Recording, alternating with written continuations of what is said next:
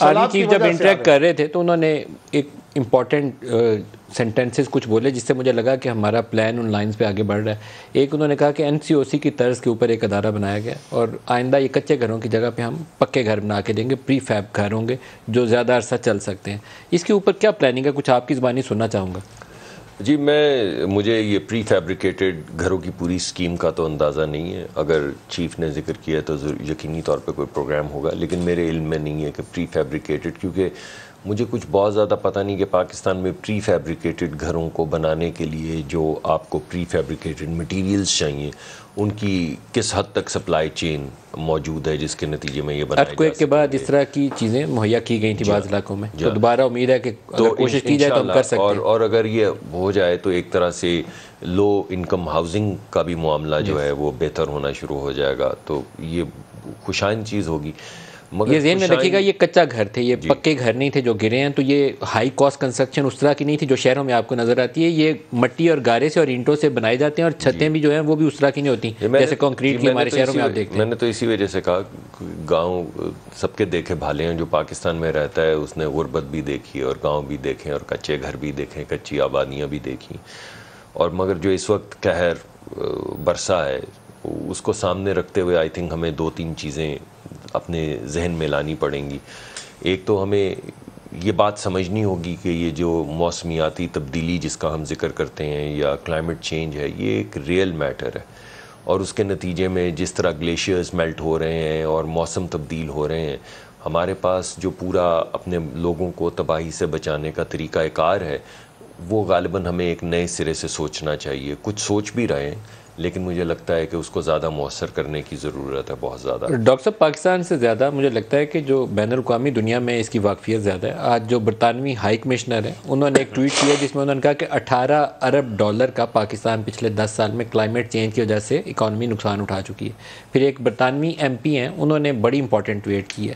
انہوں نے کہا کہ جو گرین ہاؤس گیسز کا امیشن ہے پاکستان سے وہ لیس دین 1% ہے, تو گلیشیئر میلٹنگ کی وجہ سے سب سے زیادہ تباہی پاکستان بھگت رہا ہے. تو یہ ہماری ساروں کا قصور جو ہے سزا اس کی ان کو مل رہی ہے. تو ایک ریئلائزیشن موجود ہے, ہمیں اس کے اوپر کیپٹلائز کرنا چاہیے. جی آپ بالکل ٹھیک کہہ رہے ہیں, کیونکہ پاکستان کی جو کاربن فٹ پرنٹ اپنا ہے ہمارا وہ بڑا لمیٹڈ ہے, لیکن پاکستان کی جو ولنریبلٹی ہے, جو پاکستان کا رسک ہے, پاکستان 6واں یا 7واں, ہر سال تبدیل ہوتا رہتا ہے رینک, پاکستان 6واں یا 7واں سب سے زیادہ ولنریبل ملک ہے دنیا میں جو کلائمیٹک چینجز سے متاثر ہو سکتا ہے. اس کی وجہ یہ گلیشیئرز ہیں. آپ اگر دیکھیں تو پاکستان ایک ویلی کی طرح بچھا ہوا ہے ہمالائن فٹ پرنٹس کے اوپر, تو اگر گلیشیئر میلٹ کا ریٹ بدل جاتا ہے تو ہمارے جو کئی 100 سال یا 100 سال پرانی براجز بنی ہوئی ہیں, کینال کا سسٹم بنا ہوا ہے, وہ اس گلیشیئر میلٹنگ ریٹ کے لیے تو نہیں بنا ہوا. تو نہ صرف ہماری جو کراپ پیٹرنز ہیں, ہماری جو ایگریکلچر ہے وہ تباہ ہو جائے گی, بلکہ ہمارا پورا براج سسٹم اس کے اوپر آپ لوگ کام کر رہے ہیں. یہ ایمرجنسی بیسس پہ بنانا پڑتا ہے. ارتھکویک کے بعد میں یہ زور اس لیے دے رہا ہوں کہ ارتھکویک کے بعد امیڈیٹلی آپ انٹرنیشنل کمیونٹی کے پاس گئے تھے, انہیں نظر آ رہا تھا کہ کتنی تباہ حالی ہے, وہ آگے آئے, آپ کو کمٹمنٹس مل گئی فیو بلین ڈالر کی. ابھی دوبارہ ہمیں امداد چاہیے, اس کے بغیر ہم یہ کر نہیں سکتے نا. آپ کی 3.25 کروڑ کی آبادی متاثر ہوئی ہے, تو آپ کا جتنا جلدی پلان آن گراؤنڈ ہوگا اتنی جلدی آپ ڈونرز کے ساتھ دو قسم کے پلانز ہیں جی. ایک تو فوری طور پہ جو ہماری ایفیکٹو آپریشنل پلاننگ ہے کہ ہمارے لوگ جو ہیں ان کو دوائیوں کی ضرورت ہے, ٹینٹ کی ضرورت ہے, خوراک کی ضرورت ہے, پانی کی ضرورت ہے. آپ سوچیے اگر گدلا پانی ہر طرف پھر رہا ہو تو لوگ پانی کہاں سے پئیں؟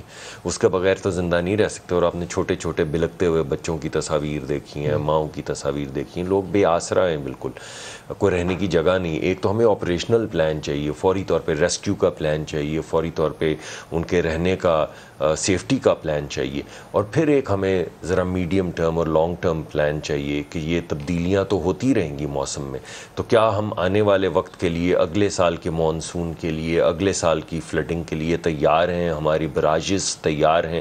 کیا ہمارے پاس وہ طریقہ کار موجود ہے جس میں اگر کراپ پیٹرنز کے اندر کوئی تبدیلی لانے کی ضرورت ہے تو ہمارے کسان کو وقت سے پتہ چل سکے, بجائے اس کے کہ ہم جب بارش کا انتظار کر رہے ہوں تو بارش نہ آئے, اور جب ہم بو چکے ہوں فصلیں اور وہ کھڑی ہو رہی ہوں تو سیلاب آ جائیں. تو یہ تمام تبدیلیاں جو ہیں ان سے آگاہی بہت زیادہ ضروری ہے.